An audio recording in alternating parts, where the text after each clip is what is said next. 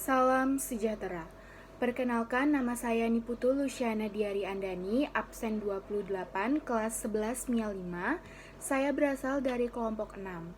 Pada kesempatan kali ini saya akan mempresentasikan tentang dinamika penerapan demokrasi pada masa reformasi. Saya sendiri akan menjelaskan materi bagian dari penjelasan demokrasi reformasi dan bentuk negara pada era reformasi. Demokrasi sendiri adalah pemerintahan yang berasal dari rakyat, oleh rakyat, dan untuk rakyat. Sedangkan reformasi adalah perubahan drastis seluruh bidang dalam suatu negara. Jadi, demokrasi sendiri adalah keadaan di mana kedaulatan tertinggi sistem pemerintahan suatu negara berada di tangan rakyat. Nah, demokrasi reformasi berlangsung dari tahun 1998 hingga saat ini. Demokrasi reformasi muncul karena pemerintahan masa Orde Baru dianggap telah menyimpang dari tujuan dan cita-cita demokrasi Pancasila. Nah, era demokrasi reformasi ini ditandai dengan lengsernya Presiden Soeharto yang telah 32 tahun menjabat. Nah, pada era reformasi ini dan sebelum era reformasi, Indonesia telah mengalami beberapa kali perubahan dalam bentuk negara. Dan pada era reformasi hingga saat ini, Indonesia menganut bentuk negara kesatuan. Nah, selanjutnya saya akan menjelaskan tentang lembaga negara pada masa demokrasi reformasi. Nah, pada masa demokrasi reformasi ini ada beberapa lembaga negara baru yang dibentuk. Nah, dalam masa pemerintahan B.J. Habibie ada Komisi Pengawas Kekayaan Pejabat Negara atau KPKPN, ada KPPU, ada lembaga Ombudsman.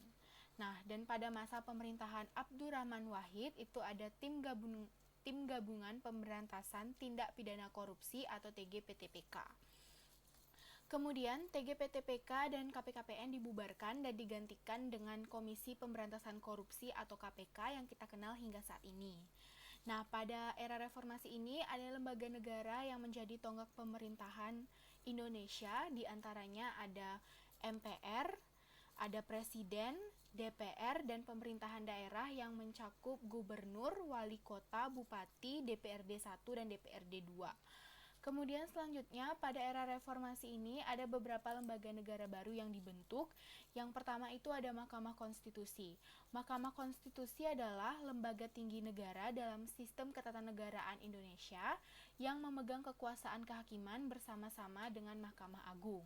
Wewenang dari Mahkamah Konstitusi ini adalah menguji undang-undang terhadap UUD 1945, memutus sengketa kewenangan antar lembaga negara yang kewenangannya diberikan oleh UUD 1945, memutus pembubaran partai politik, dan memutus perselisihan tentang hasil pemilu.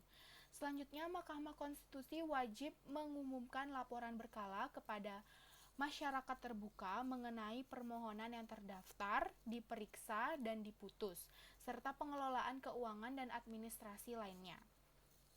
Selanjutnya ada Komisi Yudisial.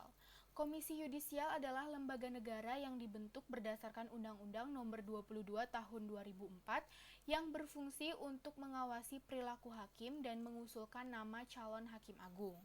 Nah, wewenang Komisi Yudisial sendiri yaitu melakukan pendaftaran terhadap calon hakim agung, melakukan seleksi terhadap calon hakim agung, menetapkan calon hakim agung, dan mengajukan calon hakim agung ke DPR.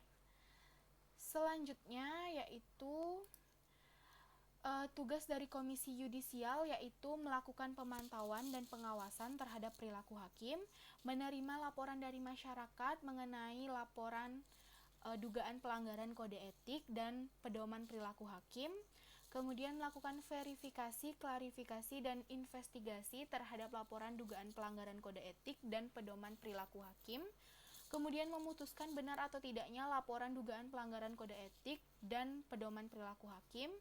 Yang terakhir yaitu mengambil langkah hukum atau langkah lain terhadap perseorangan, kelompok orang, maupun badan hukum yang merendahkan kehormatan dan keluhuran martabat hakim. Selanjutnya yang ketiga ada Komnas HAM atau Komisi Nasional Hak Asasi Manusia. Nah, Komnas HAM sendiri adalah sebuah lembaga mandiri di Indonesia yang kedudukannya setara dengan lembaga negara lainnya dengan fungsi melaksanakan kajian, perlindungan, penelitian, penyuluhan, pemanfaatan, investigasi, dan mediasi terhadap persoalan-persoalan hak asasi manusia. Tugas Komnas HAM sendiri adalah mengembangkan kondisi yang kondusif bagi pelaksanaan hak asasi manusia sesuai dengan Pancasila, UUD 1945, Piagam PBB, dan Deklarasi Universal HAM. Kemudian yang kedua itu meningkatkan perlindungan dan penegakan hak asasi manusia guna berkembangnya pribadi manusia yang seutuhnya dan kemampuan berpartisipasi dalam berbagai bidang kehidupan. Sekian presentasi dari saya. Terima kasih. Salam sejahtera.